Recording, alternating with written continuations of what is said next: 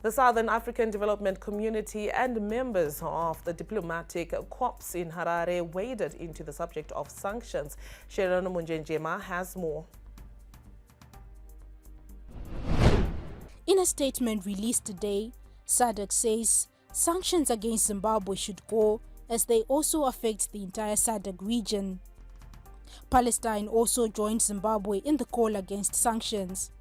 Palestine's deputy ambassador to Zimbabwe said the United States of America has no business imposing sanctions on Zimbabwe when it is supporting Israel's attack in Palestine. As they are committing war crimes in Palestine, they are committing collective punishment to the Zimbabwean people by imposing these sanctions. We are calling for the lifting of the sanctions immediately, and immediately stopping the killing of the people of Palestine in a very indiscriminate, genocidal crime against our people.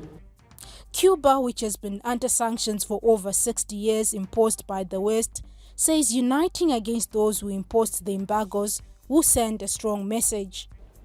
Cuba once again raises its voice against the illegal sanctions on Zimbabwe and that they be lifted without any condition. Zimbabwe's sister nation, Cuba is with you against the illegal sanctions. The 20th Zanu-PF Annual National People's Conference will focus on growing the economy as well as enhance internal party systems. This was revealed by Zanu-PF First Secretary President Emmerson Mnangagwa while addressing the party's Central Committee meeting in Harare. The Central Committee meeting is a precursor of the conference to be held in Gweru starting on Friday. The conference will run under the theme Towards Vision 2030 through devolution, industrialization and modernization.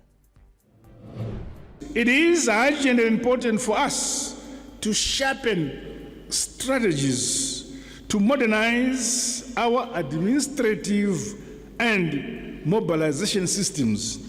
Essentially, we must recast our approaches informed by emerging national development dynamics and the global trends through innovation and thinking outside the box.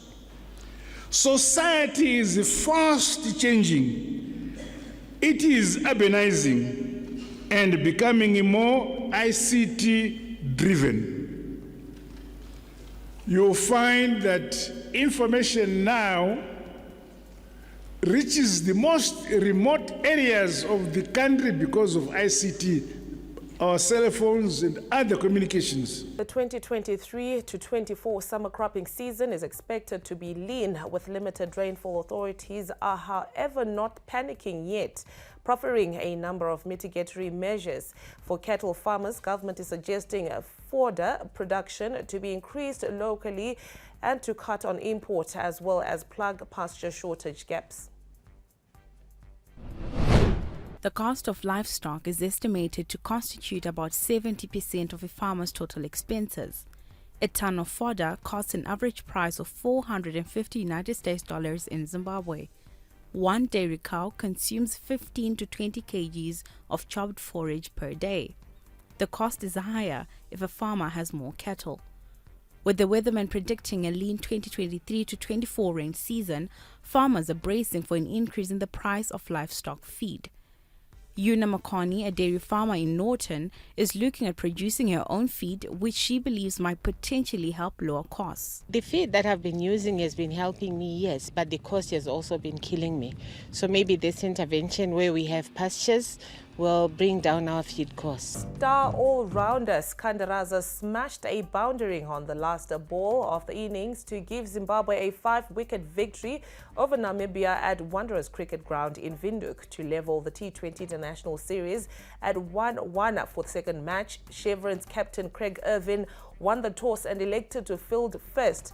Michael van Lingen had 67 and Nicholas Dervin had 60 runs as Namibia posted 198 for 3 in 20 overs. In reply, the Chevrons made 200 for 5, with Raza starring with a brilliant 82 runs, which included 9 60s, most by a Zimbabwean player in T20 internationals.